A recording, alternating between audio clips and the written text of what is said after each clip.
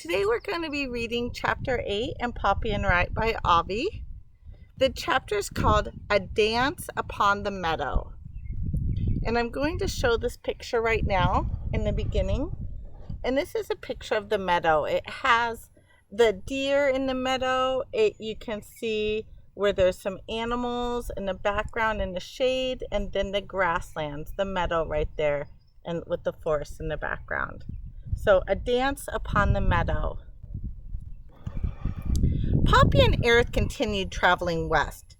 Though there were many trails from which to choose, there were no clear signs to follow. The best that Poppy could do was to keep them moving in a westerly direction. For Aerith, it was a point of pride to refuse to ask directions from anyone. So again, the last chapter had the beavers, where this chapter now is going to the main characters being Poppy and Aerith. And if you remember Aerith, he kind of has, let's say, a different type of personality, kind of a downer type of personality, where Poppy tries to be more upbeat and positive. And so here they're saying that there's many trails that they can travel, and Aerith, because he's so prideful and he refuses to ask anybody for any help of which direction they should go. And then Poppy says, "But why?" Poppy wanted to know. "Ask for directions and you're admitting you're helpless," the porcupine pronounced. "The only thing that matters is that I know my way back home." When they did meet other mice, foals, a badger, once a deer, and a fawn, it was Poppy who asked for advice. "We're looking for the brook," she would say. "Do you have any idea where that might be?" The other animals were more than obliging. So the other animals were happy to help, even though Aerith is like, well, if you ask for help, that means that you're helpless. Poppy's like, I want to know where it is. So when Poppy goes to ask other animals, the other animals are happy to help. When these fellow travelers knew where a brook was, they explained how to reach it. And Poppy and Aerith did find them. 1 or 2 large brooks, some three or smaller size. But no golden mice were to be found. "Aerith," Poppy finally said, "we don't seem to be getting any closer to where Ragweed said his family lived. Do you think he might have been confused about which way he came?" "Probably," Aerith grumbled. "I admit," Poppy confessed, "I'm beginning to wonder how much longer we should go on." Aerith came to a quick stop. "Fine," he said. "Let's go home." The anxiety in his voice caused Poppy to consider him thoughtfully. "You've been awfully quiet lately," she said. "Is something bothering you?" "Oh, Sparrow Swit," Aerith barked. "Can't a fellow keep his thoughts to himself?"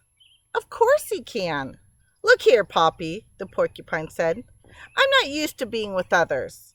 How many times do I have to say it? I like being alone." "That's fine," the mouse returned. "I was just wondering." "Well, stop wondering, puzzball." "But the forest does seem to be thinning," Poppy pointed out. "Maybe we are closer to those woodlands." Aerith looked about. "I prefer the dark," he said. Poppy sighed. "I'm going on a bit more." "Do what you want," Aerith growled. By midday, with the trees thinning more and more, and the sun beating down hard, it became too hot to travel. Aerith announced he needed a nap. Without even waiting for Poppy to reply, he rattled off the trail, found a shady spot in a tree, curled up in a ball, and went to sleep. Poppy rolled over on her stomach, plucked a blade of grass, and chewed it. Before her spread a small meadow, surrounded on 3 sides by trees. It had a closed-in, secure feeling. The grasses were low, sprinkled about with flowers. She noticed yellow viola, forget-me-nots, and bluebells. There was a scarlet false-mellow and some lovely, lush poppies. And so as we look at this picture right here, you can see Poppy there chewing on a blade of grass. You can see, some bugs flying in the air. Looks peaceful. You see the flowers there. So it's hot. Eris up in a tree, relaxing and taking a nap. Poppy, is just chewing on a blade of grass, relaxing.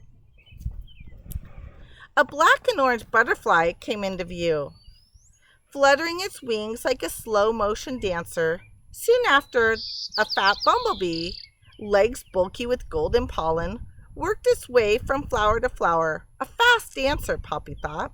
As Poppy looked on, something stirred within her. To her surprise, she felt lonely and empty, yet full and content all at once. How, she wondered, could she feel such contradictions? And contradictions means she's feeling lonely, but yet she's feeling happy. And so it's kind of both sides of the fence there. Then, as she watched a dragonfly dart by, she recalled that it's been a long time since she had danced. When she was young, a few months ago, she had thought a great deal about dancing. She even had wanted to be a dancer. Sighing, she recollected that she never had danced with Ragweed. They had meant to. Now she felt the desire to dance again. And if you remember in our Poppy book, that was the one thing that she regretted, that before Ragweed passed away, that she had wanted to dance with him. And he said that he would, but unfortunately they never got to it. With a nervous glance up at Eric to make sure he was still sleeping, she got to her feet. Poppy checked a second time to make sure her friend was asleep. She was in no mood to deal with the porcupine's teasing. When he didn't stir, she lifted her front paw as if to pluck the sun from the sky. Her tail began to wave in a steady beat. A miniature melody, halfway between a whistle and a hum, rose to her throat. It was no particular tune, just something she made up then and there. She took one step, then another, glided forward, pretending, wanting to be as graceful as possible. With every step, her heart seemed to lighten. Within moments, Poppy was leaping about, skimming the surface of the field, bending and bowing, twirling and whirling, hardly thinking, aware mostly of the sun's warmth that caressed her fur and the cool grasses that tickled her toes. Oh, how she loved to dance! Oh, how she loved life! Almost overwhelmed with emotion, Poppy closed her eyes, spun, dipped, and danced some more. When she opened her eyes, standing before her was a mouse. Poppy gasped. For one moment she thought it was Ragweed. The mouse before her had the same orange-colored fur. Her whiskers were fair. Oh, his whiskers were fair. His tail was not very long. His ears were small and round. She almost cried, "Ragweed!" but could not find tongue to do it. Then she noticed a small notch, so like a small tear or a little piece missing, on the mouse's right ear. This was not Ragweed. Even so, she stood there, transfixed, staring, heart pounding as fast as hummingbird wings. For his part, the strange mouse stood absolutely still, gazing at Poppy as if in a rhapsody. When Poppy had opened her eyes, she had began in the midst of a twirl, arms and paws extended before her, legs behind. As she gawked at the mouse before her, she dared not move. So here's a picture. Here's the mouse that is looking like, what is going on? Is that another mouse? And what is that other mouse doing? And then as it just said, she kind of froze midair. There she is, tail up, hands up.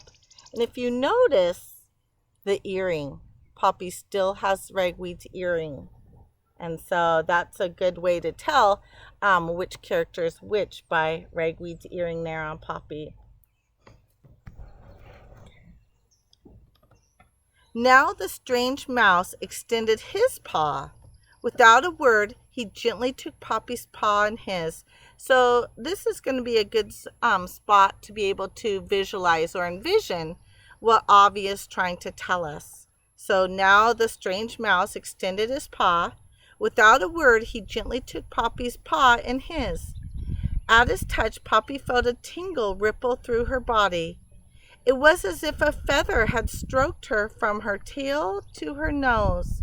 For a moment that felt like eternity, eternity meaning forever, the two mice looked into each other's eyes. He whispered, "May I dance with you?" In answer, Poppy made the first move.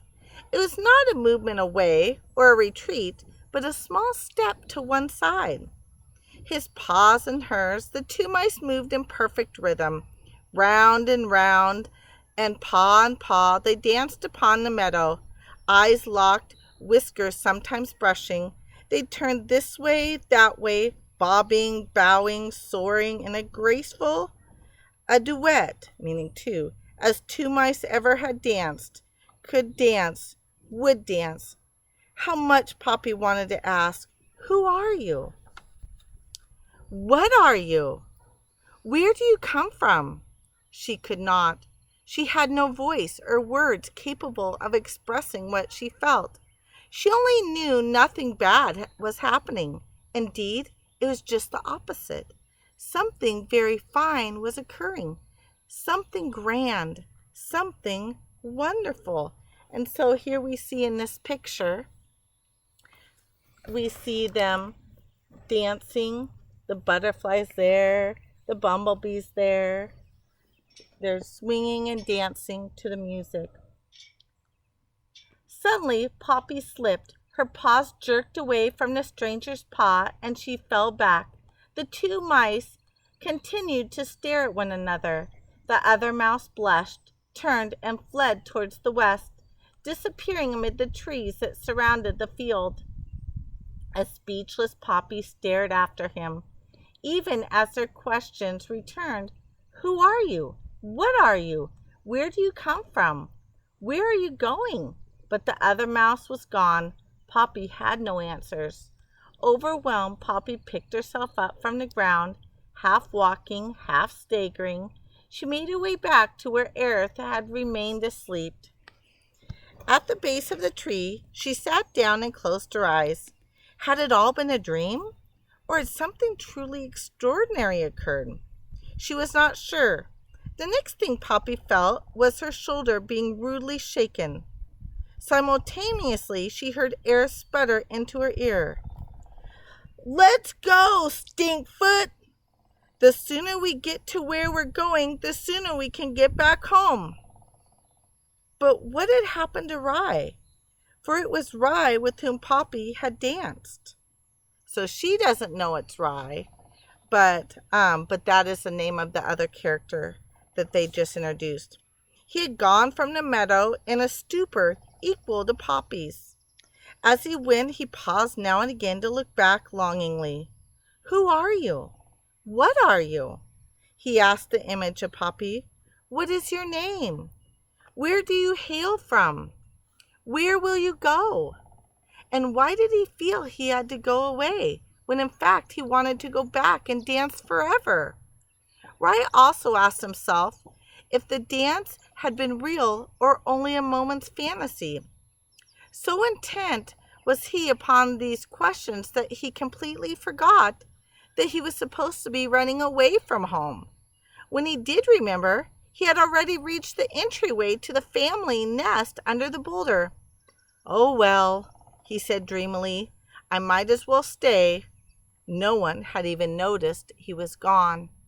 And as I think back in the previous chapters when Rye was first introduced and they were talking about the difference between Rye and Ragweed, remember Ragweed was more of a stern one, a take charge one, get things done, where Rye was much more of a dreamy type of person, more artistic and more dramatic person.